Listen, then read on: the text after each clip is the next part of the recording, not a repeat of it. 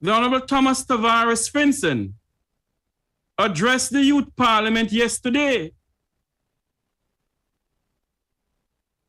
And upon addressing the Youth Parliament yesterday, the President of the Senate ended up saying something that really shocked me. Listen to this.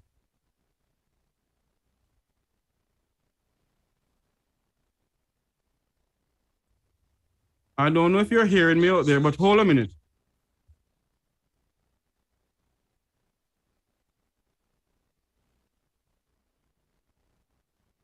I don't think you all are hearing it. So let me, that's why sometimes, you must have the clippings sent to the radio station, but,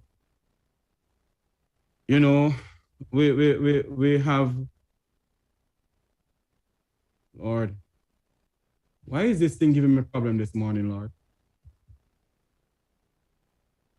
Anyway, we're trying to get this audio clipping up and going. I don't know if anyone out there is hearing me. Mr. Brown, could you say if you're hearing the audio clipping, sir?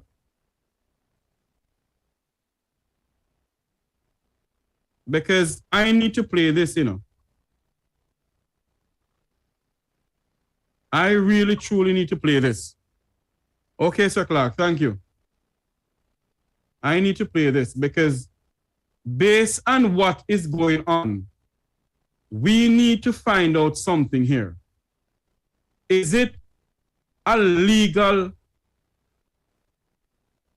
aspect of the Constitution, or is it the PM is breaching the Constitution of Jamaica? Now, let me see if the audio clipping is going to go through. I want to play this clipping, And I have everything set up earlier on, and the devil is a liar this morning.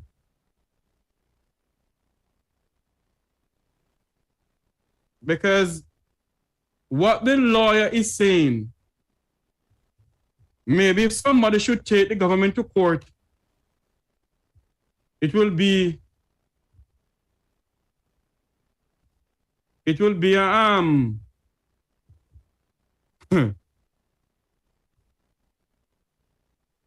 it will be some legal showdown. Now, based on all of this,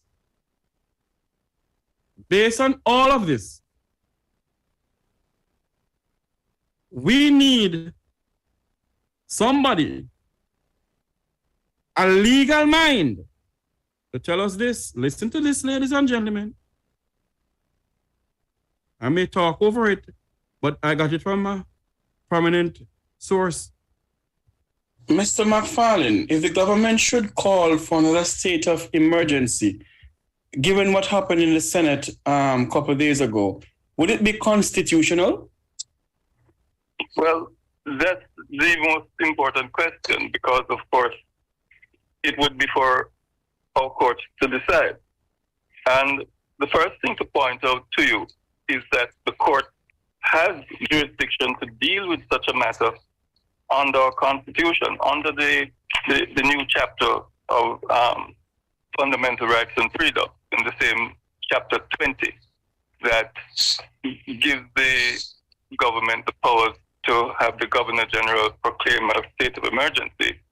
It also says in section 20, subsection 2, subsection 5, paragraph 5, the court shall be competent to inquire into and determine whether a proclamation or resolution purporting to have been made or passed under this section was made or passed for any purpose specified in this section, or whether any measures taken pursuant thereto are reasonably justified for that purpose. So the court, in fact, would have the power to review, to look at the measures taken to see whether or not they're constitutional. The question, of course, is what position is the court likely to take, because this would be unprecedented, this would be new. What we do know is that since our new Charter of Rights, the court has taken a very strong position in relation to protecting the rights and freedoms listed under the Charter. And the particular rights and freedoms that we're talking about, of course, this is concerning the question of detention without charge.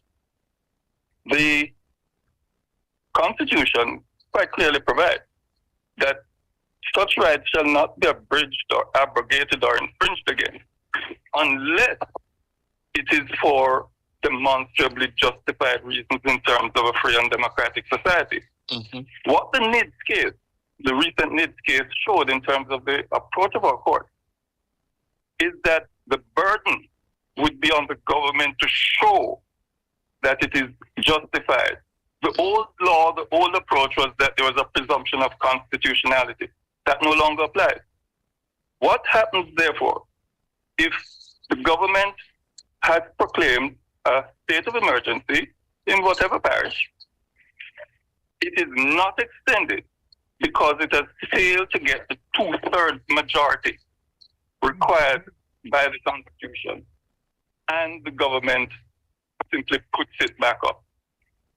In my view, the government would have a difficulty justifying the new proclamation.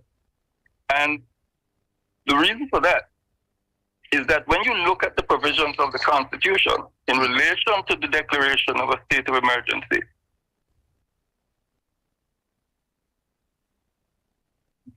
unless you have a 2/3 majority of both houses allowing for the extension. But it also says that that extension cannot be for more than 3 months at a time. So it seems to me that the courts are likely to find that states of emergencies should only be used for emergencies, and that the Constitution did not intend for you to use it in a chronic way to deal with crime or anything else. You hear what the lawyer said? The Constitution of Jamaica was not designed for the Prime Minister of this country to be using it just like he wants to use it anytime he wants to use it. Sir Clark, come on in now. Sir Clark, are you there? It is not for the Prime Minister of this country to be using the state of public emergency anyhow you feel like using. Is a lawyer said it is not Jeffrey Tavares? What make we talk? Or Roots 96.1 FM? Or the producer of the show, Owen Brown? Or the managing director of Roots, Carl Taylor? It is a lawyer, a constitutional lawyer, is saying this to us. So the question must be asked. Is the Prime Minister of this country reaching the Constitution and the fundamental rights of the Jamaican people? Sir Clark, based on what you hear, what is your views? Good morning, Sir Tavares. Good morning, Jamaica. If the constitutional lawyer is correct, then it's disturbing. But my observation through the years, I'm in my 50s, and 1980 was when I heard of state of emergency. And I think the next one I can recall was maybe the gas riot. I don't remember. And then we had the Tivoli incursion one. And then since 2016, we've been having numerous state of emergency. And it seems as if it's just mere government badness or government madness. I think the state of emergency is being exhausted to a point where it has no effect. What I gather from it that the state of emergency is doing is based on what the Prime Minister said, that they're looking for 300 crime producers. But now you hold 3 million people hostage. I think it's grossly unfair. If you know that you have 300 crime producers, then why not set up a task force across Jamaica in these hotspot areas to find these violent producers and exercise whatever law you can to bring them in and to bring them to books or to investigate or monitor them or whatever the law permits. We know that there's 3 million people in Jamaica. I don't think that is even a quarter of the population. So I'm saying why the whole entire country or sections of the country under this sort of control where people cannot move? Is it then you're saying to the nation that this is the only solution we have for crime, where we inconvenience everybody? I think that is the wrong approach. It sends a wrong message.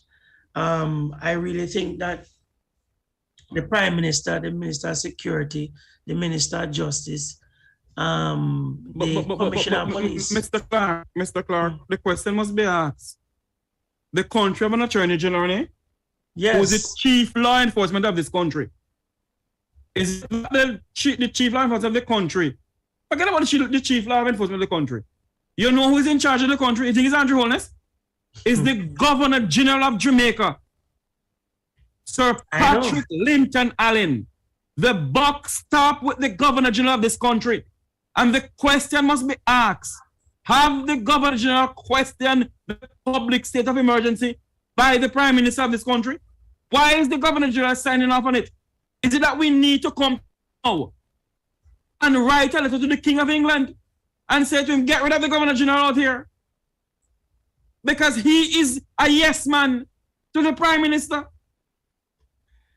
Huh? I think the term that they use is that based on the advice of the Prime Minister, the Governor General would sign off. Yes, but the Governor General is an independent person from the Parliament of Jamaica, from any political party. He's independent. In a normal circumstances, recommendation is not guaranteed to be taken. A recommendation is just merely a recommendation.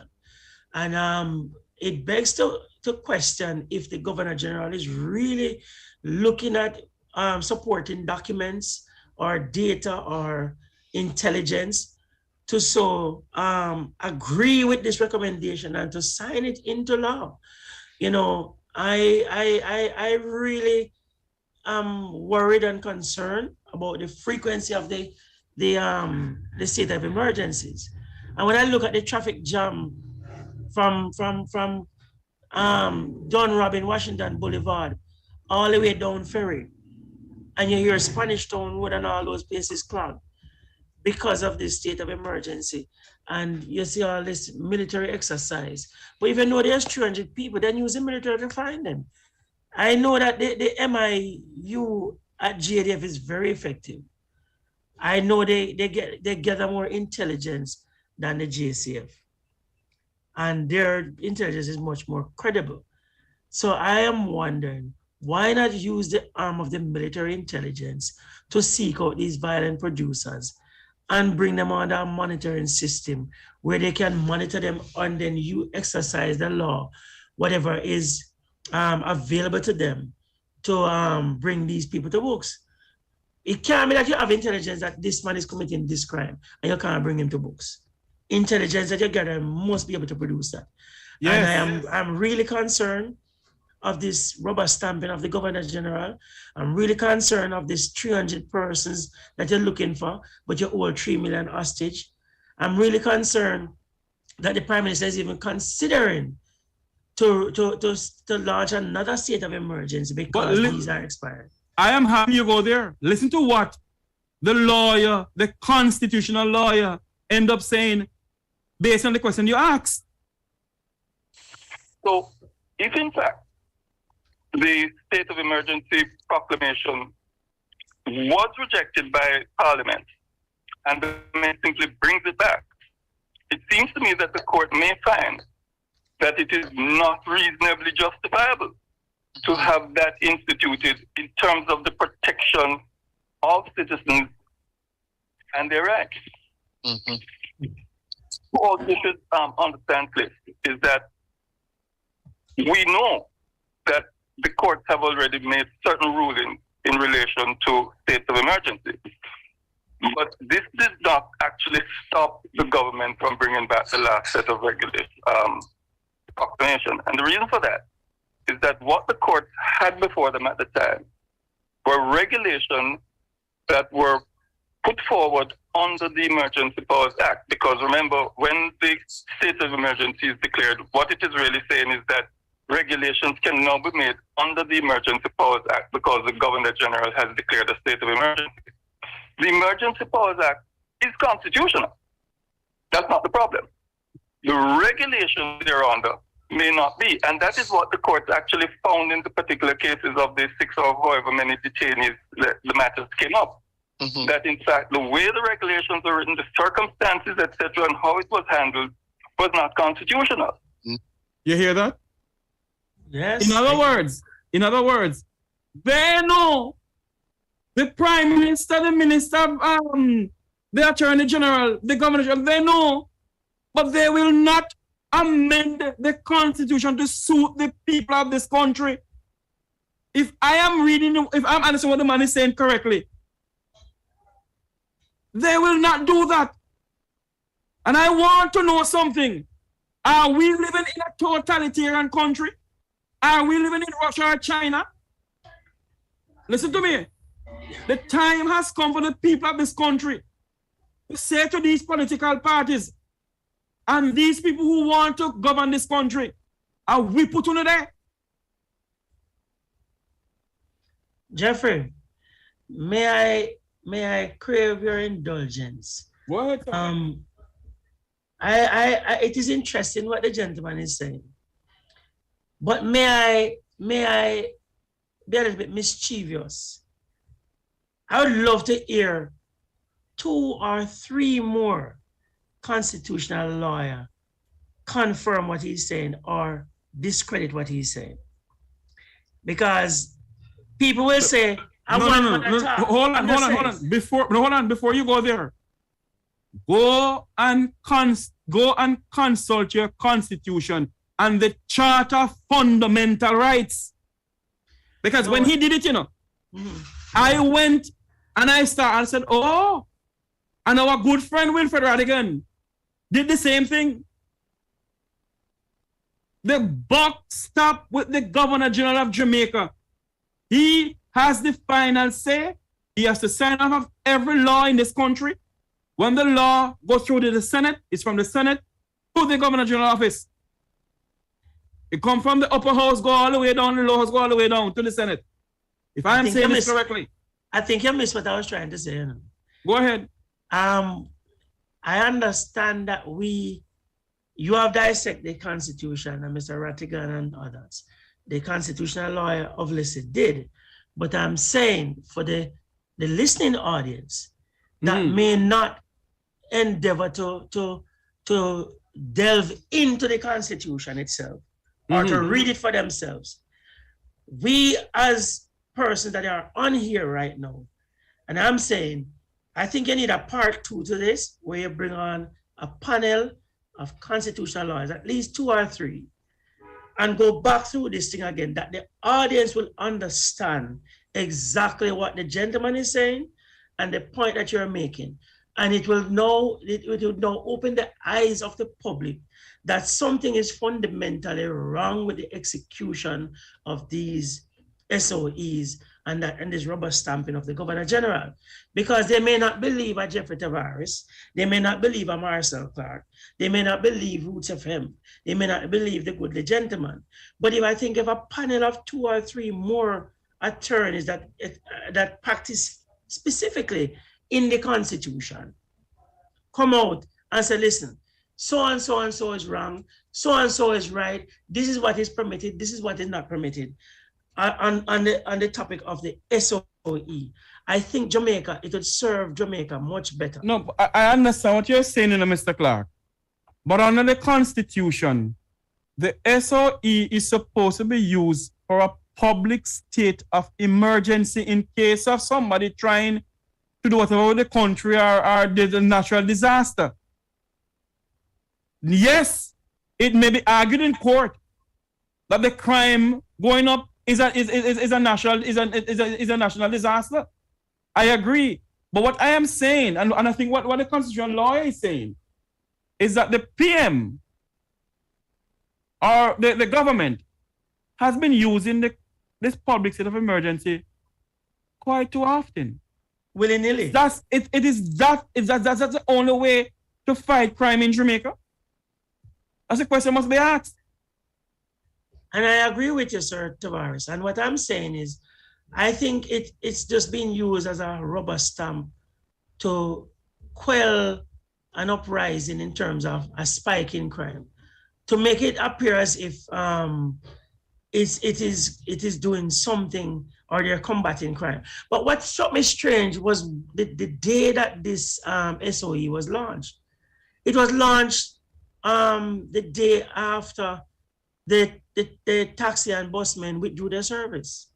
And that is why right now I have with me at after 11:30 he's gonna come on. I have with me the director of communication for the One Voice group, the Reverend Finnegan. Yes. I'm gonna let him come on because I there's some question I need to ask him. Go ahead, sir. Let me just finish something. What is strange is that the Prime Minister is now considering to renew the state of emergency on the eve of the pronouncement of Mr. Canute here, where they're going to be arresting bus and taxi drivers for outstanding tickets. Are they expecting some sort of uprising? I don't hear that from the groups that I am in. I mean, I'm a lot of the transportation groups. I'm not heard anybody pushing any violence or any demonstration. But the question must be asked, Mr. Clark. Is the powers may be afraid of the bus and taxi operators joining up? That's the question must be asked. You know, let us bring in the communication director of the One Voice group, Reverend Finnegan. Unmute your mic and your camera for me, no?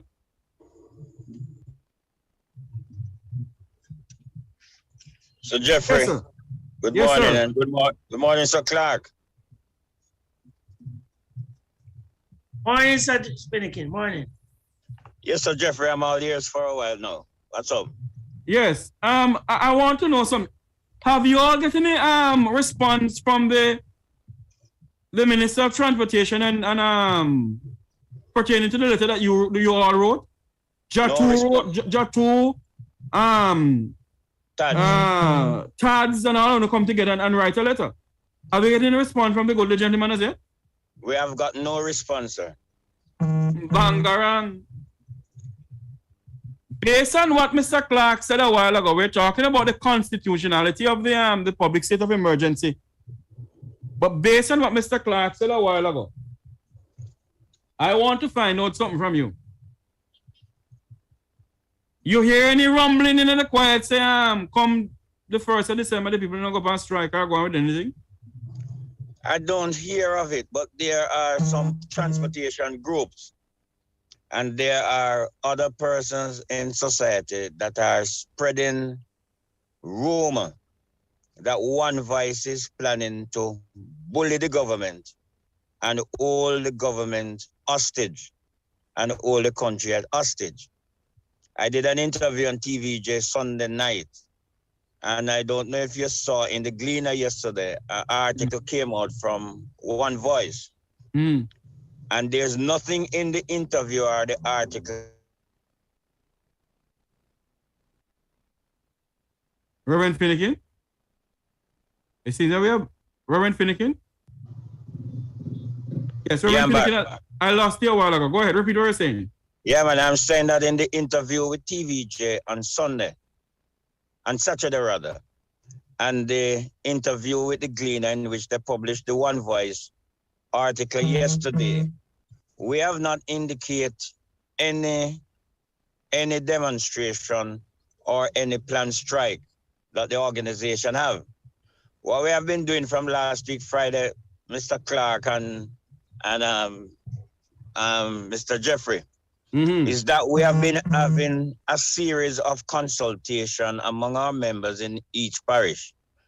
Last night, we had a very good meeting with operators in Bagwalk. And we leave from Bagwalk and have another meeting with the operators in Old Harbour. We leave Old Harbour after 10 last night.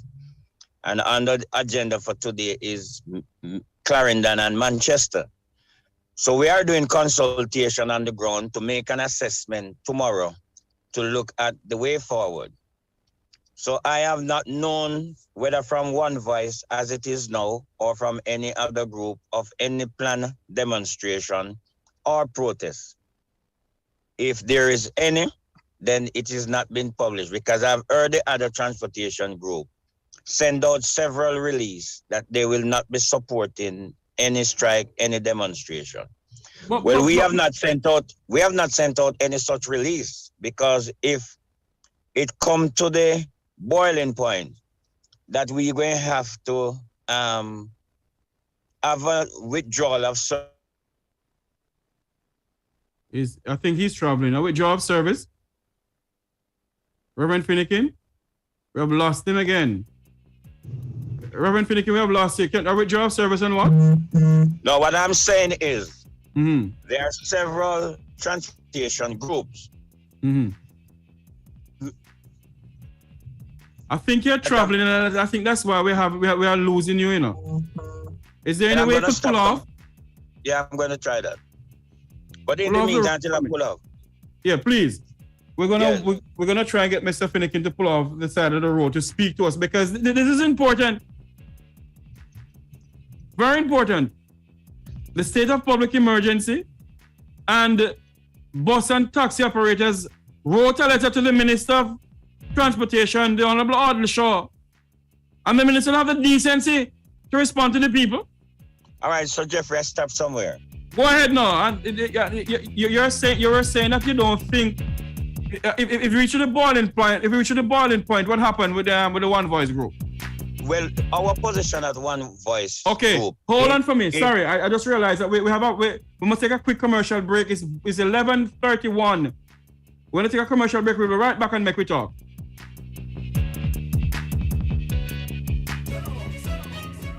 Providence Pharmacy will be celebrating their 5th anniversary on Wednesday, November 30, and they will be celebrating with a health fair.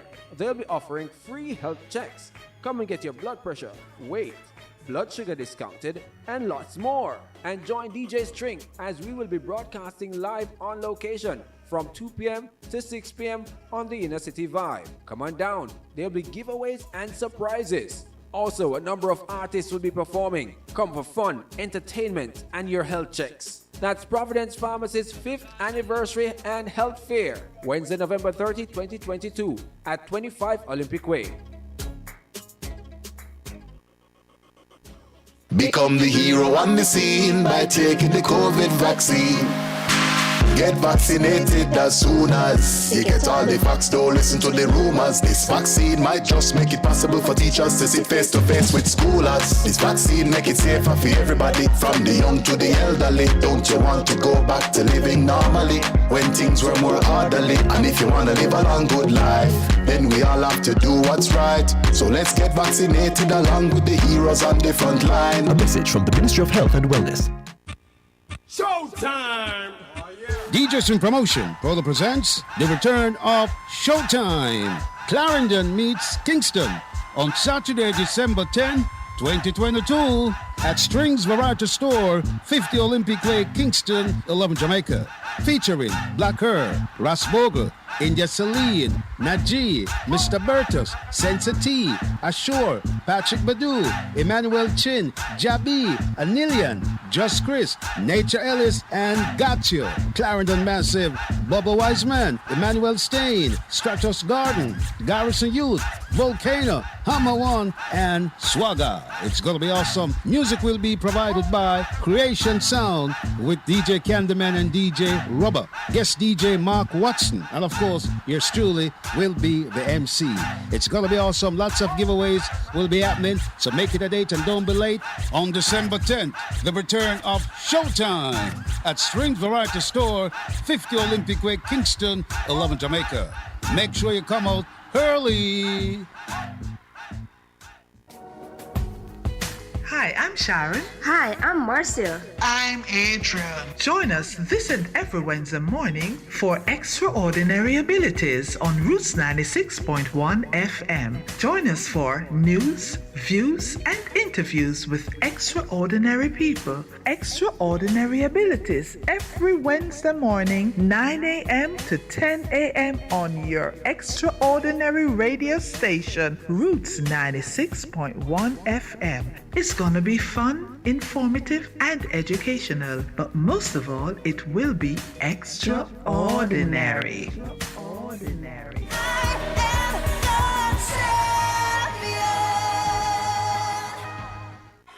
This is Pastor Aretha Taylor with Kingdom Faith International Ministries and Missions, and these are my testimonies.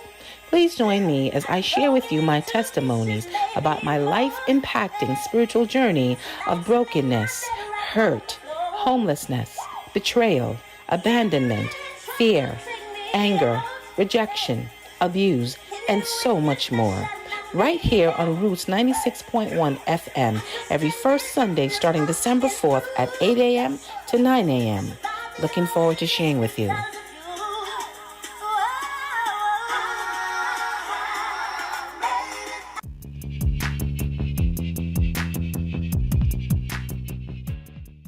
Welcome back to Make We Talk here on Roots 96.1 FM. I'm speaking to Reverend Finnegan, the director of the One Voice Group.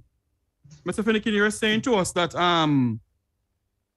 the One Voice Group, if it reached the boiling point, what would happen? All right, let me just back up a little. I'm saying first that I have seen a number of release from other public transportation group that have stated on a daily basis over the last 4 or 5 days that they are not interested in a withdrawal of service and they will not be supporting one at this time. Now, the position of the One Voice Transportation Group, if we get to what we consider to be the boiling point, that is our word, we will be having a withdrawal of service by our members. And that decision comes up based on, one, the feedback that we are getting on the ground based on our consultation that we have been doing from Friday. Every single day, we have been going across the parishes of Jamaica, speaking with our people on the ground. And two is, since the withdrawal of service on the 14th of November, there is 102 workers, drivers, and investors that have not returned back to work in the KMTR, 102. We have 3 investors as we speak that for sale is presently on their cards. We have an investor that is now selling jelly since the 14th of November. He hadn't touched back the road. We have another investor that is now selling food in Coronation Market. He has not touched back the road. We have several of them that gone into construction, and we have others that are now gone into truck driving.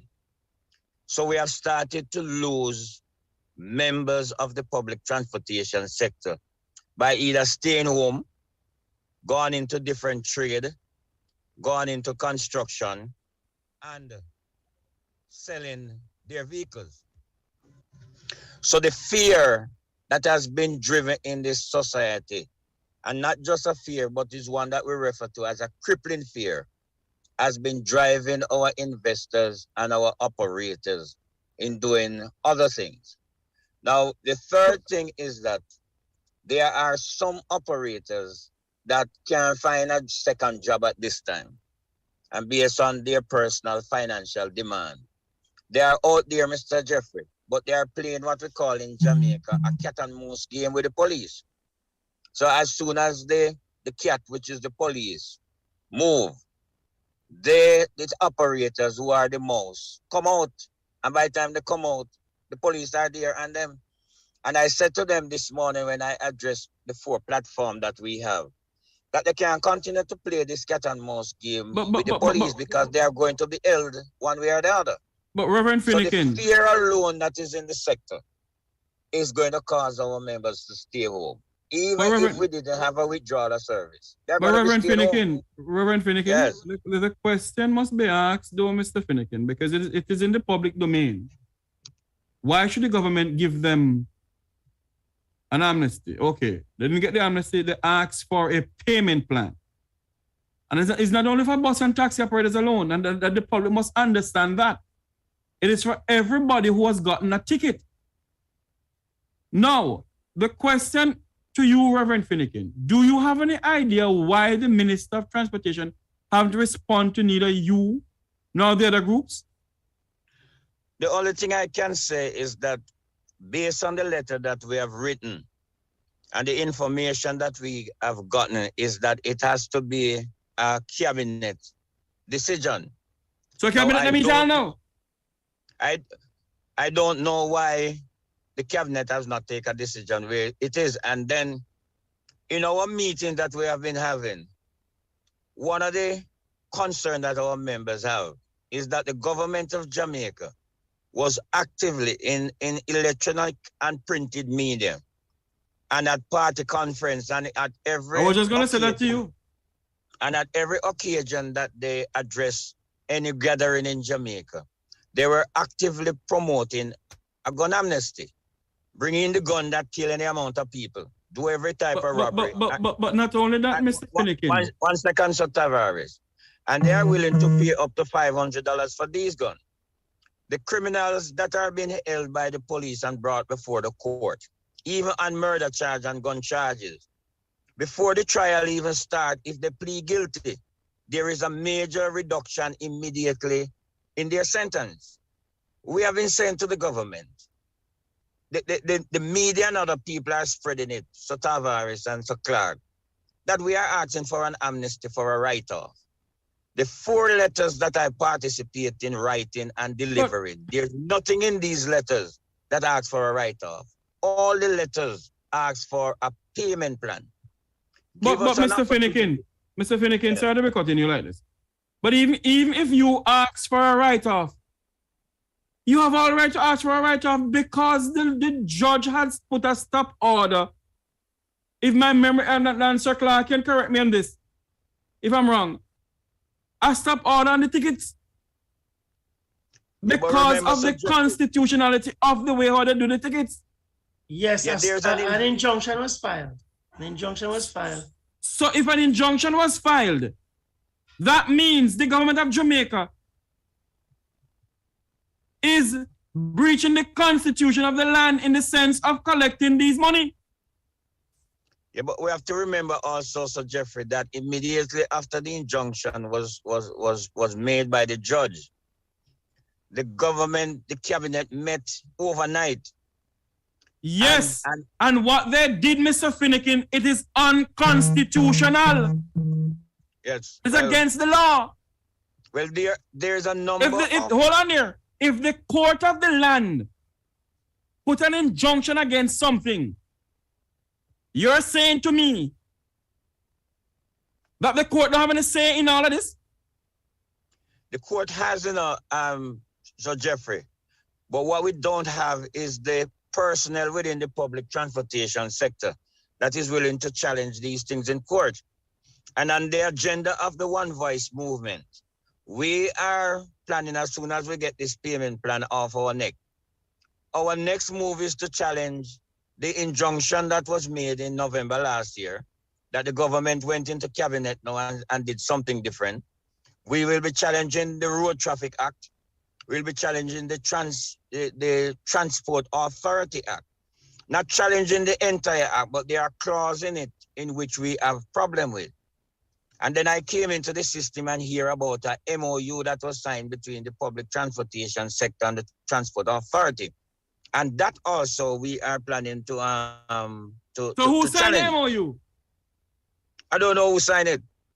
I don't know who signed on behalf of the sector, but what happened is that the But we all know who signed on behalf of the sector. You know what we call name? Go ahead.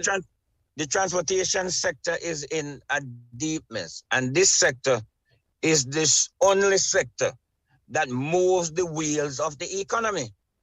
And if the brake is held, the wheels are cut, or the gas pedal break off, the economy is going to crash. Last week, Monday by 4:35 p.m., the 3 most powerful groups in the country come out and make a joint statement that they could not manage another day of withdrawal of service. and the government should meet with us. We get press release in the night that the government, the Prime Minister would be having a press conference to deal with the issue of the sector 8:30 the following morning. 7 o'clock, I get a call to say that the meeting is rescheduled for 1 because it clashed with the Minister of Transport itinerary. But 8:30, somebody called me and said, Mr. Finnegan, get on the television, the press conference is on. So I hurry up and bring up my phone and get onto TVJ. On the bottom of the TVJ screen were the word public bus and taxi operators within the public transportation sector. But what was coming from the presenter's mouth was the declaration of a state of emergency. That is the same thing I got, that they were going to have a press conference the public transport sector. That is the information I got. And that's what we got to. So Finnegan, we don't have enough time here. I would love to have you on later on this evening if you can. Just tell me the time and I'll make myself available. But your final words on Roots 96.1 FM to all Jamaicans in the public transport sector. What is your final words to them? Because Minister Ardeshaw don't see it fit to answer. And the cabinet meet 2 times already. Is it that the man who make cabinet, the woodwork man, not make for the cabinet yet? Go ahead, Finnegan. Go ahead. Yeah, we have been told continuously that it is a process and we must be patient. The members of the One Voice movement is asking me every single day, how long should we wait? I'm saying to the government of Jamaica, while we have been waiting over 12 days now, our members are being carted up on a daily basis by the dozen and taken either to jail or to court. There are situations where as soon as the police run the driver license and realize warrant is out, we have 2 cases where the driver run away, leave the vehicle and leave his driver's license. Our operators are in fear. They are staying home. They are putting for sale on their vehicle and they are gone into other trade. And so we are saying to the government of Jamaica, the public transportation sector is in fear and the fear is crippling. And we are now becoming very restive. Thank you very much, Sir Vincent. No. Sir Tavares. Thank you very much, Sir Tavares. Jeffrey. Thank you. Mr. Finnegan, Yes, before sir. you go, sir, you're a man of the cloth. And I think you would know this song. And I think this is what you're trying to say in a nutshell to the general public. You know the song, I need you, you need me, I need you to survive. You know that song? Yeah, I know it. Yeah, man. I think the public needs to understand that they need the transportation sector and the transportation sector needs the public. So they should be working in harmony and standing up and voicing to the government that, listen, if these drivers are taken off the road, we can't go to work. We can't earn $1.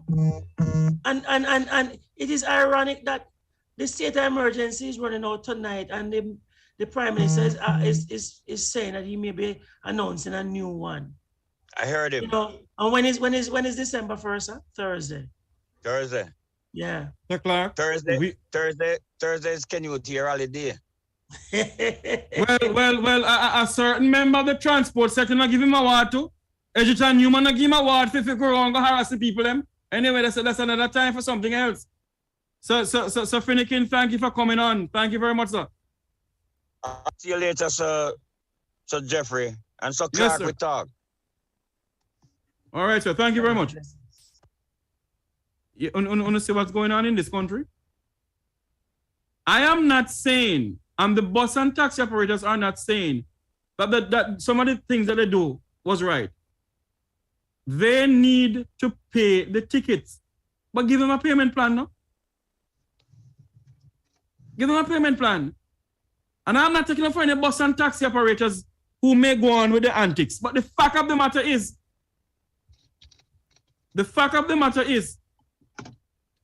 that the people need a payment plan. And they need to get a payment plan. They deserve a payment plan. The roads are atrocious. Tires are going up. Parts are going up. Everything is going up. The roads are atrocious. So the fact of the matter is, we need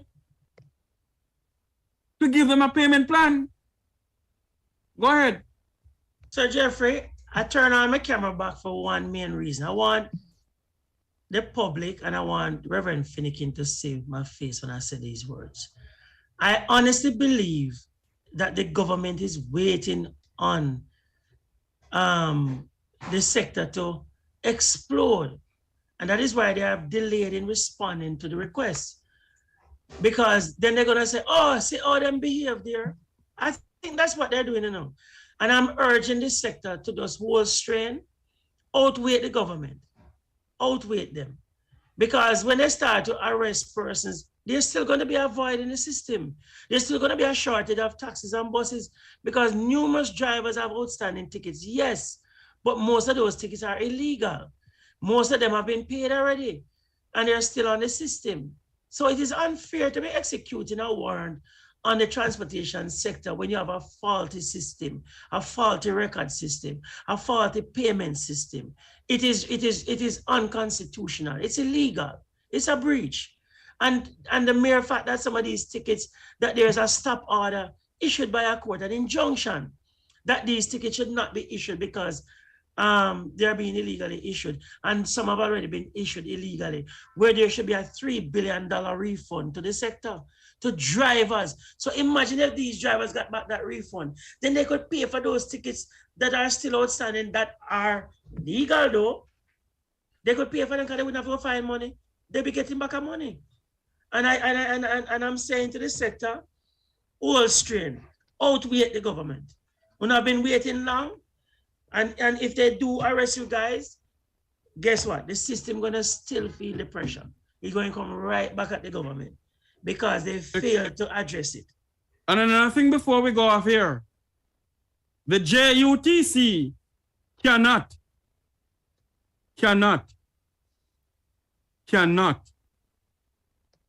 take the hems of the wheel in the transport sector. They don't have enough buses. That's some old dilapidated bus that I wonder how they're on the road. Is it?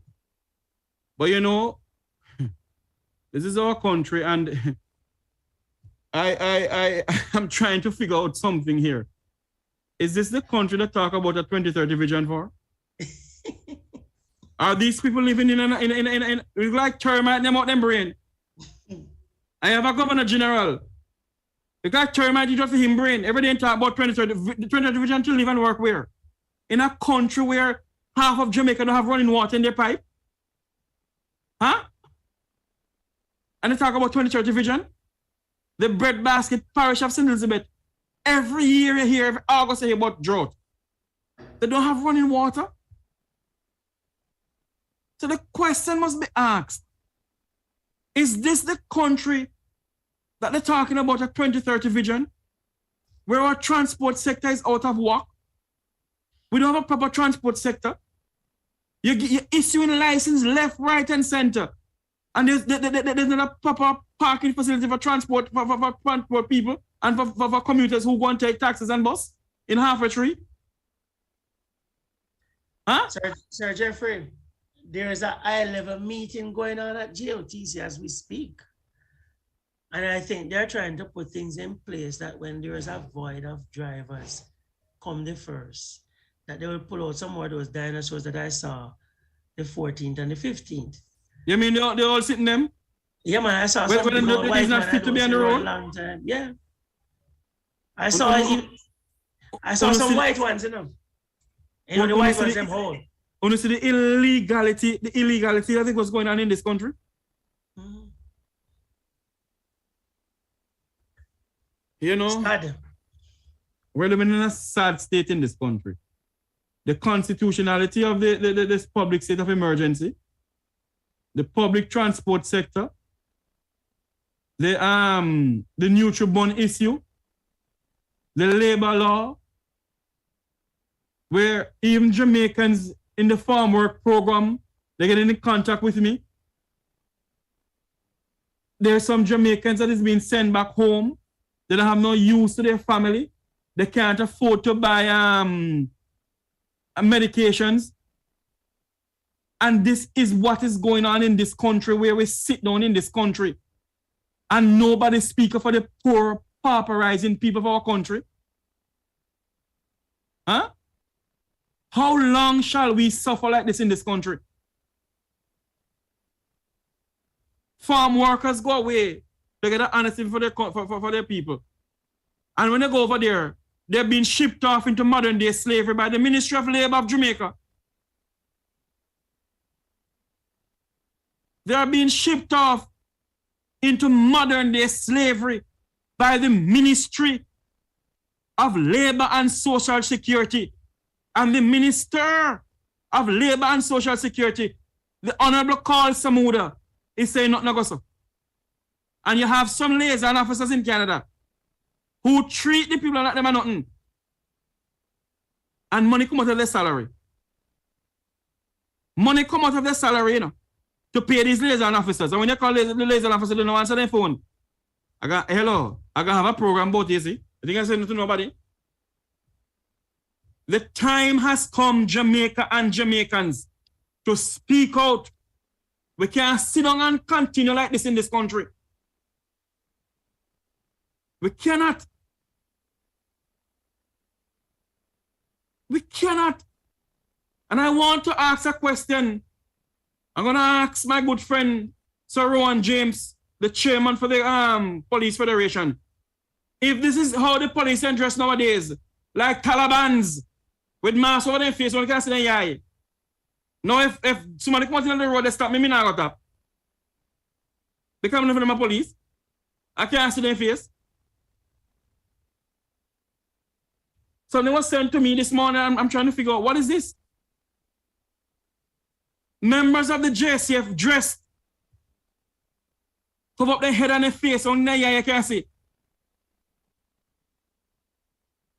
What's going on in this country? What's really going on in this country we call the land of wood and water? I hear the Police Federation, Sir Rowan James, leaking out against the Minister of National Security and the Commissioner of Police, and they were sitting in the audience. He never minced word to tell them. I don't have enough time for it this morning here. But he never minced word to tell them that they are the cause of why the police don't have the equipment to fight the crime in this country. The Minister of National Security, the Commissioner of Police, and the Prime Minister himself, they are the cause. And the chairman for the Federation said they do not see the cause to have another state of emergency. It's not helping. So if it is not helping, why are we having it? Anyway, it's time for me to come off. Join us this evening at 7 o'clock. We'll be speaking some more about the way how the public transport sector has been treated by the government of Jamaica and by the opposition party of this country. So until you hear me again, at 7 o'clock this evening, join Reverend Finnegan, the chairman for the communication chairman for the One Voice group, along with other members of the transport sector. We'll be coming on to speak about the transport sector. Where does it go from here? And we're talking about the 23rd Division. I am Jeffrey Tavares saying thank you all for listening. And may God bless Jamaica land we love. Sister Tem, good afternoon, ma'am. Thanks to my producer, Owen Brown. May God bless you all. Thank you all very much. Remember to like, share, and subscribe to the Jeffrey Tavares YouTube channel. Thank you all. Return to the studios of Roots 96.1 FM.